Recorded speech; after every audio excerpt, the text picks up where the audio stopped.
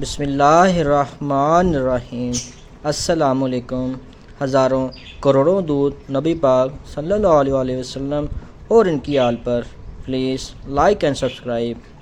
وہاں اکیلے ایک متقی آدمی رہتا تھا جو اپنا زیادہ تر وقت نماز، روزہ اور اللہ کی حمد و ثنا میں گزارتا تھا۔ اس کے جاگنے کے تقریباً تمام اوقات مراقبہ اور عبادت میں صرف ہوتے تھے۔ وہ اپنی روحانی ترقی سے بہت خوش تھے۔ اس کے دماغ میں کوئی برا خیال نہیں آیا اور نہ ہی کوئی بری لالچ اس کے دل میں داخل ہوئی۔ ایک رات اس نے ایک پریشان کن خواب دیکھا۔ اس نے دیکھا کہ قصبے کا ایک دکاندار روحانیت میں اس سے بہت برتر ہے اور اسے حقیقی روحانی زندگی کی بنیادی باتیں جاننے کے لیے اس کے پاس جانا چاہیے۔ صبح ہوتے ہی وہ متقی آدمی دکاندار کی تلاش میں نکلا۔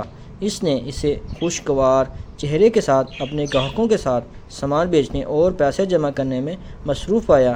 وہ وہیں دکان کے ایک کونے میں بیٹھا اور دکاندار کو غور سے دیکھتا رہا۔ اس نے اپنے آپ سے کہا کہ کسی بھی روحانی زندگی کی کوئی علامت نہیں ہے۔ اس کا خواب پورا نہ ہو سکا، لیکن پھر اس نے دکاندار کو نماز پڑھنے کے لیے غائب دیکھا۔ جب وہ واپس آیا تو وہ پھر سے پیسوں کے معاملات میں مصروف تھا۔ دکاندار نے کونے میں بیٹھے متقی آدمی کو دیکھا اور پوچھا، السلام علیکم بھائی، آپ کچھ چاہیں گے؟ وعلیکم السلام۔ او نہیں۔ متقی آدمی نے کہا، میں کچھ خریدنا نہیں چاہتا، لیکن آپ سے ایک سوال پوچھنا چاہتا ہوں۔ پھر اس نے اپنا خواب بیان کیا۔ ٹھیک ہے، اس کی وضاحت کرنا بہت آسان ہے، دکاندار نے کہا، لیکن اس سے پہلے کہ میں آپ کے سوال کا جواب دوں، آپ کو میرے لیے کچھ کرنا پڑے گا۔ میں تمہارے لیے کچھ بھی کروں گا، متقی آدمی نے جواب دیا۔ ٹھیک ہے، یہ تشتری لے لو، اس میں کچھ پارا ہے۔ گلی کے دوسرے سرے پر جاؤ اور آدھے گھنٹے میں جلدی سے واپس آؤ۔ اگر تشتری سے پارا گر گیا تو تمہیں میری کوئی بات سنائی نہیں دے گی۔ وہاں تم ابھی جائیں۔ متقی شخص نے تشتری اٹھائی اور دوڑنے لگا۔ پارا تشتری سے تقریباً ڈوب گیا تھا۔ اس نے اسی وقت پر بچایا اور سست ہو گیا۔ پھر اسے یاد آیا کہ اسے آدھے گھنٹے میں واپس آنا تھا، تو وہ تیز رفتاری سے چلنے لگا۔ آخر کار وہ ہامتا ہوا واپس آیا۔ اس نے دکاندار سے کہا، یہ ہے تمہارا پارا، محفوظ اور ٹھیک۔ اب مجھے میرے خواب کی صحیح تعبیر بتاؤ۔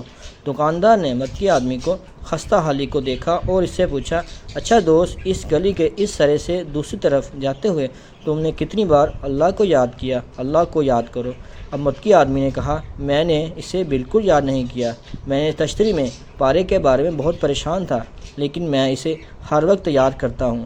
دکاندار نے کہا، جب میں اپنا کاروبار کر رہا ہوں تو میں ایک تشتری میں پارا بھی لے جا رہا ہوں۔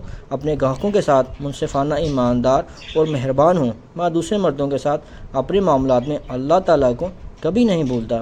وہ لوگ جن کو نہ تجارت اور خرید و فروخت اللہ کے ذکر دل اور زبان سے غافل کرتی ہے اور نہ نماز پڑھنے سے اور نہ ہی زکوٰۃ دینے سے، وہ اس دن سے ڈرتے ہیں جب دل اور آنکھیں بند ہو جائیں گی، قیامت کے عذاب کی ہولناکی سے الٹ جائیں، تاکہ اللہ تعالیٰ انہیں ان کے بہترین اعمال کا بدلہ دیں اور اپنے فضل سے اس سے بھی زیادہ رزق عطا فرمائے۔ القرآن۔